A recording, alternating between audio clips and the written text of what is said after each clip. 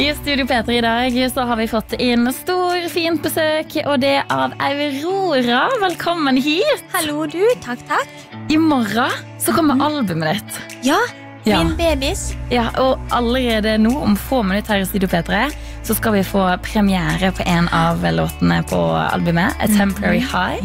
Den også ukas låt på P3 neste veke.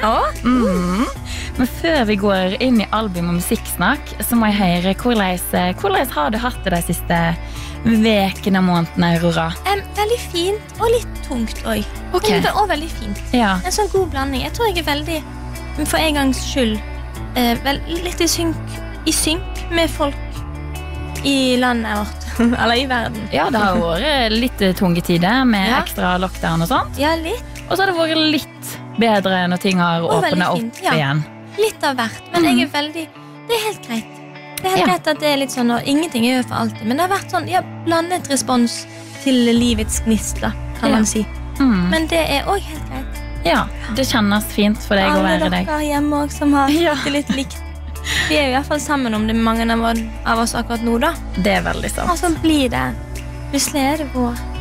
Det det som så fint. Nå går vi inn mot lysere tider og våren og sommeren. Har du laget deg noe nyttårsforsett eller noe sånt? Nei, jeg anti-nyttårsforsett-person. Fordi? Fordi jeg har aldri skjønt konseptet med at vi tror vi må rettferdiggjøre vår eksistens, eller at vi tror vi må rettferdiggjøre at vi finnes, med å love oss selv at vi skal bli bedre. Selvfølgelig, hvis det motiverende, så det dritbra. Da må du bare kjøre drithardt på det. Men jeg synes også det litt dumt at vi tror vi må på en måte rettferdiggjøre at vi finnes, med å på en måte alltid bli bedre og alltid forbedre oss og lære noe nytt og gjøre ting. Men jeg tenker at det jeg vet ikke, I begynnelsen av året så liker jeg å legge alle forventninger vekk og tenke sånn at jeg trenger jo egentlig ingenting, og alt jeg gjør en slags liten bonus. For man trenger ikke gjøre noen ting, man trenger ikke bli bedre på noen ting heller. Det viktigste jo kanskje bare at man har det bra, og at man en bra person. Og, altså hvis man finner motivasjon I noe som gøy, så det bra. Men så ikke gjøre noen ting. Men hvis jeg sier til deg at mitt nyttårsforsett det å bli flinkere på tanntråd, fordi at jeg får kjeft av tannlegen min hver eneste desember. Med sånn fing gjør den personen sånn. Personen kommer sånn, Arian, du har gjort det igjen. Jeg sa det til deg I fjor. Skal jeg drepe? Jeg kan fikse det. Men tanntråd, tanntråd, jeg tror det kanskje det som helvete på jord. Takk for at du sier det. Tanntråd og selvfølgelig krig. Men det blir en krig mellom meg og tennene mine når jeg setter I gang med den tanntråden der. Det vondt. Forferdelig. Ja, og det derfor det 3. året på rad jeg har det så nyttårsforsett. Men det også viser jo at jeg kanskje burde være litt anti, for det funker ikke. Det der Elton John og Dua Lipa det, og her I Studio P3 så har vi besøk av Aurora. Vi har pratet litt om nyttårsforsett og starten på det nye året. Men det nye året, 2022, det har masse på lur for deg, Aurora. Ditt 4. album kommer ut, og det skal hete The Gods We Can Touch. Og her I Studio P3 så skal vi nå få en premiere på en av låtene fra dette albumet. A Temporary High. Før jeg setter den på, det noe du vil si nå til alle sammen som hører det for første gang? Han litt rar. Ja. Den litt rar. Gjør det klar nå for premiere på ny musikk fra Aurora.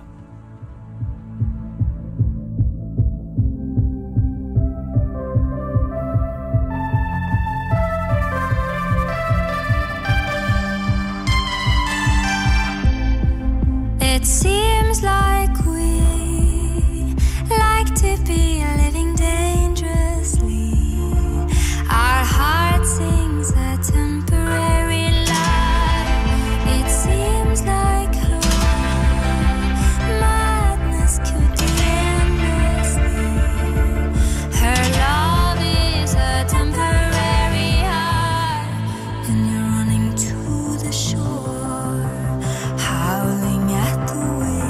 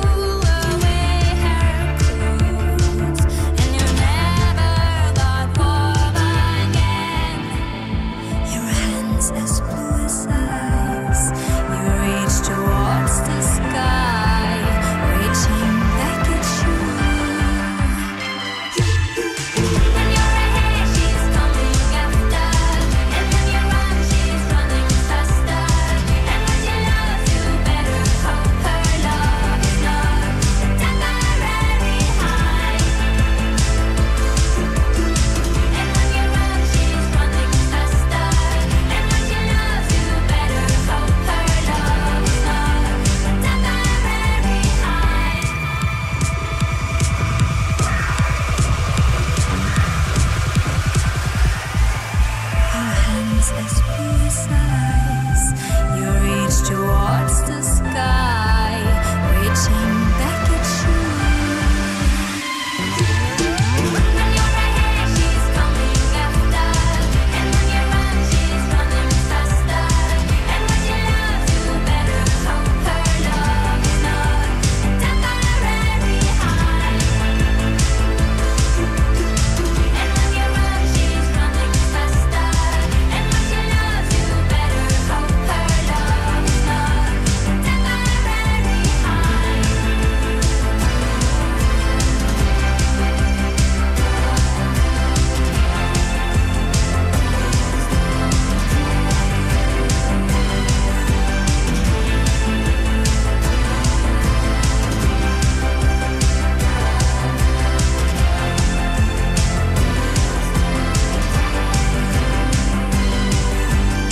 Dette her flunkende ny musikk. Låta A Temporary High fra Aurora kommer ut ved midnatt og på albumet The Gods We Can Touch. Hva føler du i kroppen nå, Aurora? Du spent? Jeg likte veldig godt at du sa ordet flunkende. Det første gangen jeg har hørt det i hele år. Ja, Det var også en slags premiere for meg. Tusen meget takk for det. Vær så god. Nei, jeg vet ikke. Jeg synes det veldig gøy. Men samtidig så vet man jo ikke. Det som å adoptere bort barnet til et bedre forelder. Så jeg vet det det beste. At verden må være foreldrene til albumet. Men så det også som å gi det bort. Så det på en måte sånn frigjørende. Men når det skjer, sånn sekundet, når jeg våkner og jeg vet at nå det ute, så pleier jeg å gråte litt. Og det deilig.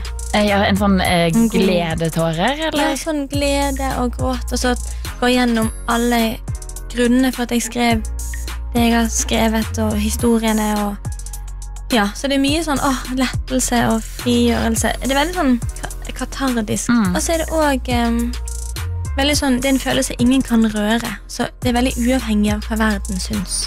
Nei, du ikke så redd for anmeldelser eller kritikere som skal mene Nei, fordi poenget jo bare at den kunsten jeg lager sånn som den fordi at det jeg som lager den, og jeg lager det jeg synes fint. Og det jo urokkelig. Det en god innstilling, Aurora.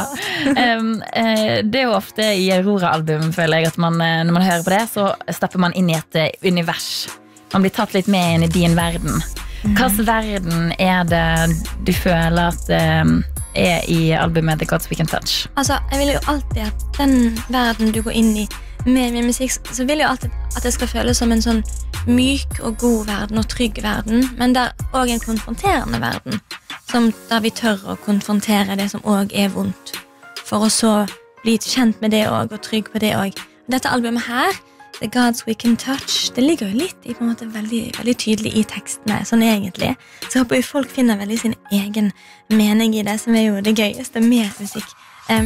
Men jeg ble veldig fascinert av religion på et tidspunkt, og mennesker, og sitt forhold med religion og behov, og hvor vakkert tro og hvor mystisk, og hvor rart det også hvordan noen velger å tolke tro, og bruke tro, makt og alle disse tingene. Jeg bare ble kjempefascinert, og så leste jeg mye om religion og historie, fordi det var jo lockdown, og jeg hadde ikke noe annet å gjøre på. Ja, hvorfor ikke? Ja, og så kom jeg over gresk mytologi, så jeg ble veldig fascinert av, og så enda eldre religioner, sånn for lenge siden. Måten mennesker har trodd på jorden, og tilbedt nesten solen og trærne, og mennesker, barna våre, hverandre mer, og mer sånn at vi var mer i kontakt med det vi tilbedte, og hadde det nært her på jorden vår. Altså etter hvert så dro vi liksom vekk det fra jorden og puttet opp i himmelen langt borte. Det noe vi ikke kan ta på. Altså synes jeg den prosessen var veldig fascinerende. Altså lurer på hva det hadde gjort med hjernen våre om vi gikk litt tilbake igjen til å tenke at alt var her, om vi hadde vært flinkere til å ta vare på jorden og hverandre. Altså laget jeg et album om det, og mange andre, men det inspirert av den tanken. Nytt fra Brenn sitt nye album, og akkurat nå i Studio P3 så prater vi om Aurora sitt nye album i lag med deg, Aurora, og hva det handler om.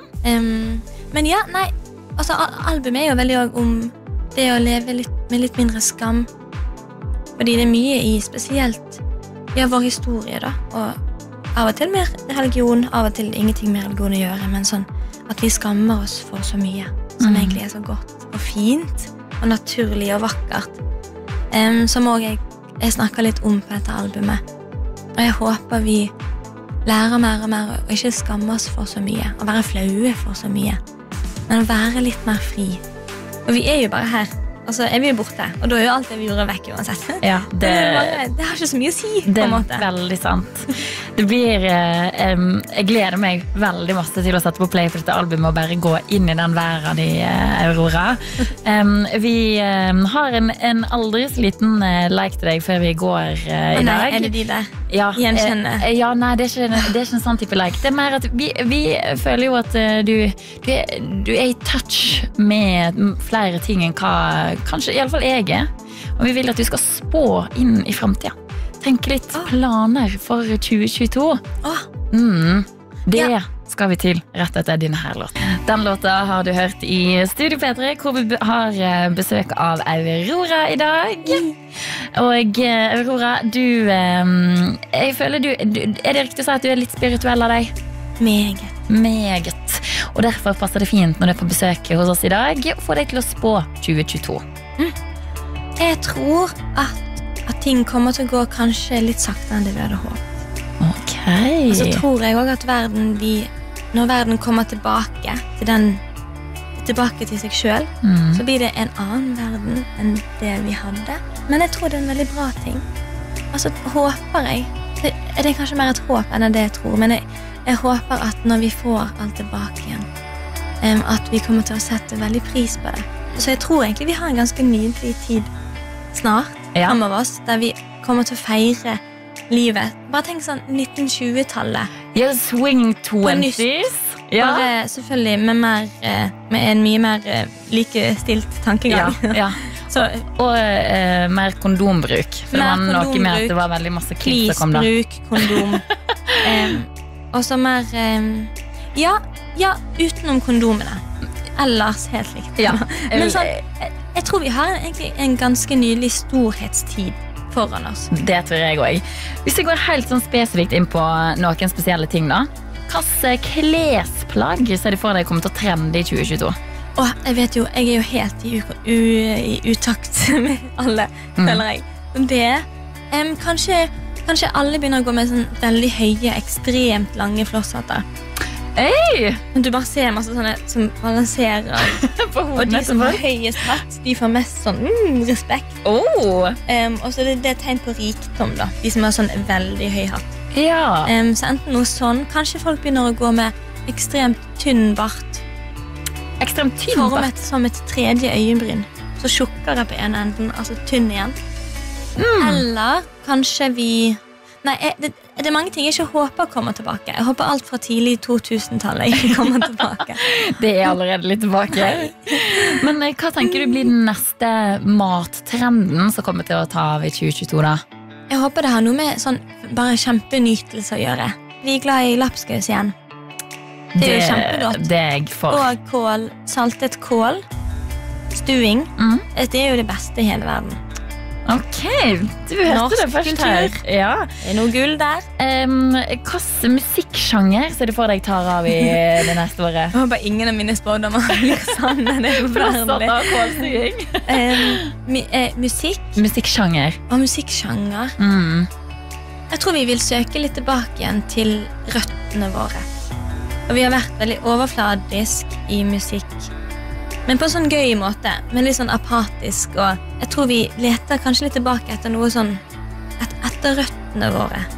Kanskje vi kan til bli glad i litt sånn folketoner og country nesten. Ellers jeg kommer til å komme inn i en veldig sånn rave-party periode nå. Jeg bare skal høre på masse rave-musikk og danse. Det blir et spennende år. Så det er min rave-musikk og folkemusikk. Det er de to. Nå ser jeg for meg personen som er 2022, har stor flosshatt, pitteliten bart som også ligner på et øyenbryn. Så lukter han kål. Lukter kål og hører på rave, inspirert med litt country og folketoner inni der. Ja, det er litt av en tid vi skal inn i. Det blir helt forferdelig. Det blir helt nydelig. Og spesielt nydelig blir det også når albumet ditt er ute ved midnatt. Masse lykke til, Aurora. Og tusen takk for at du kom til Studio P3 i dag. Takk for meg.